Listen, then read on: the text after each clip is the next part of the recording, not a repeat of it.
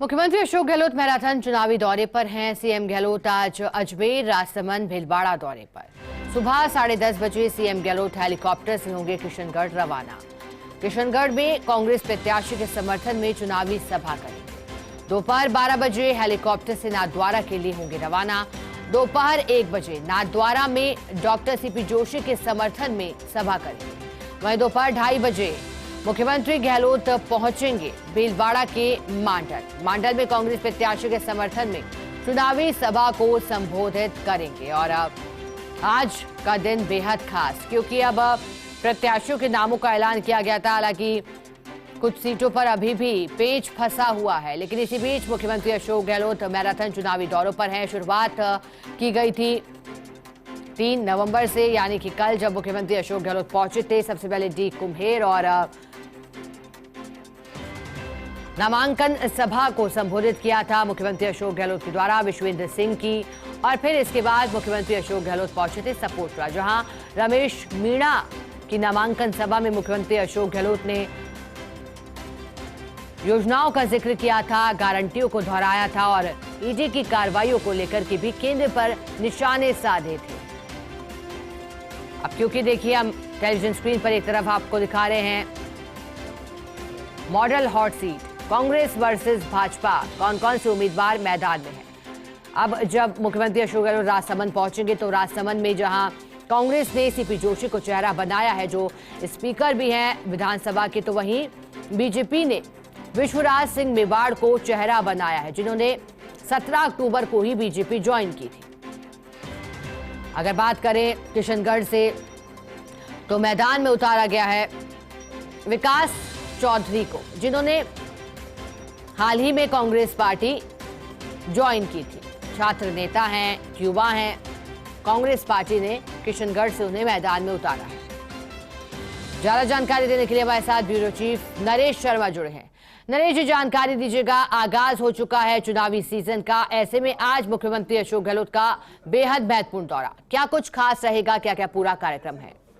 बिल्कुल, देखिए, आज 3 जगह मुख्यमंत्री अशोक गहलोत के जाने का कार्यक्रम है और तीनों ही जगह काफी महत्वपूर्ण है। किशनगढ़ की जहाँ तक आपने बात की, विकास चौधरी को टिकट दिया गया है। भाजपा के नेता थे, बागी हैं, उनको टिकट नहीं मिला तो उन्होंने कांग्रेस का दामन थामा और ऐसे में यहाँ कांग्रेस ने उनको टिकट देकर अपना उम्मीदवार बनाया है। यहाँ से सुरेश टांक पहले निर्दलीय विधायक थे, जिन्होंने सरकार को समर्थन दिया और हालांकि मुख्यमंत्री पहले चाहते थे सुरेश टांक है वो कांग्रेस के टिकट पर चुनाव लड़े, लेकिन उनके मना करने के बाद कांग्रेस को वहां पे एक सशक्त उम्मीदवार चाहिए था और चूंकि विकास चौधरी भाजपा के बागी थे तो ऐसे में उनको टिकट देकर उम्मीदवार बनाया है। अब उन पर भरोसा जताने के लिए खुद मुख्यमंत्री अशोक गहलोत तो उनके नामांकन की रैली में शामिल होंगे। इसके बाद के जो 2 महत्वपूर्ण रैलियां है, एक तो नाथद्वारा की, एक मांडल की, दोनों ही कांग्रेस के ताकतवर नेता है। उनका कार्यक्रम है नाथद्वारा से सीपी जोशी विधानसभा अध्यक्ष जो है वो नामांकन दाखिल करने जा रहे हैं, तो उनकी रैली में मुख्यमंत्री अशोक गहलोत शामिल होंगे। और मांडल जहां से मंत्री रामलाल जाट आते हैं, उनकी नामांकन रैली में मुख्यमंत्री शामिल होंगे। क्योंकि मांडल और अगर नाथद्वारा माने तो ये मेवाड़ का इलाका है और मेवाड़ के इलाके में मुख्यमंत्री अशोक गहलोत आज से अपनी दस्तक देंगे। इससे पहले आपने चर्चा की थी, जब पूर्वी राजस्थान में मुख्यमंत्री गए थे, साथ में बीकानेर क्षेत्र में मुख्यमंत्री गए थे, लेकिन मेवाड़ का इलाका काफी महत्वपूर्ण है और नाथद्वारा का चुनाव इस बार हॉट सीट बन चुका है, क्योंकि यहाँ से उदयपुर के जो पूर्व राजघराने हैं उनके सदस्यों को भाजपा ने शामिल करके टिकट दिया है, सीपी जोशी के सामने लड़ाया है। आपको जानों का सीपी जोशी एक बार 1 वोट से चुनाव हार गए थे, तो ऐसे में नाथद्वारा की सीट हमेशा रोचक रही है। इस बार जो पूर्व राज परिवार के सदस्य हैं वो सीपी जोशी को इस तरह की चुनौती दे सकते हैं, देखना होगा। लेकिन खुद मुख्यमंत्री अशोक गहलोत है वो नामांकन में शामिल होने जा रहे हैं रैली में, तो ऐसे में एक तरह से एक बड़ी ताकत दिखाने की कोशिश की जाएगी सीपी जोशी के द्वारा। सीपी जोशी कदावर नेता है मेवाड़ के, तो ऐसे में उनकी जीत सुनिश्चित हो इसके प्रयास लगातार कांग्रेस पार्टी करती जा रही है।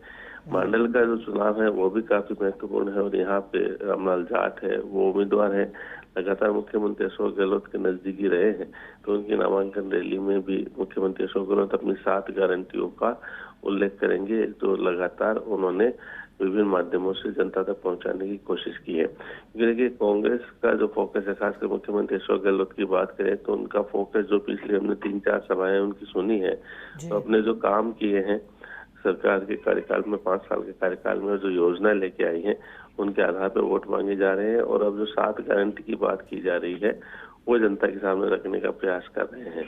दूसरी तरफ भाजपा के जो उम्मीदवार है वो भी नामांकन रैली में अपनी ताकत दिखा रहे हैं और वहां पे भी जो केंद्र के जो नेता है बड़े, वो लगातार नामांकन रैलियों में पहुंच रहे हैं। तो दोनों ही दल है अपनी पूरी ताकत दिखा रहे हैं। भीड़ के माध्यम से जो नामांकन भर रहे हैं, जो नामांकन रैलियां हो रही है। हालांकि फिलहाल अगर हम बात करें तो हर जो दल है उसके जो उम्मीदवार जो नामांकन भर रहे हैं उसमें भीड़ आ रही है, कार्यकर्ता आ रहे हैं। तो फिलहाल जो अनुमान लगाना काफी मुश्किल होगा कि किस तरफ जो ताकत ज्यादा है, किस तरफ जो करवट है वो ऊंट बैठेगा। लेकिन जब धीरे धीरे स्थिति स्पष्ट होगी, जब नामांकन के बाद डोर टू डोर प्रचार होगा तो उसके बाद ये पता लग पाएगा कि वास्तव में पलड़ा किसका भारी है। बहरहाल मुख्यमंत्री अशोक गहलोत खुद भी नामांकन दाखिल करेंगे 6 नवंबर को।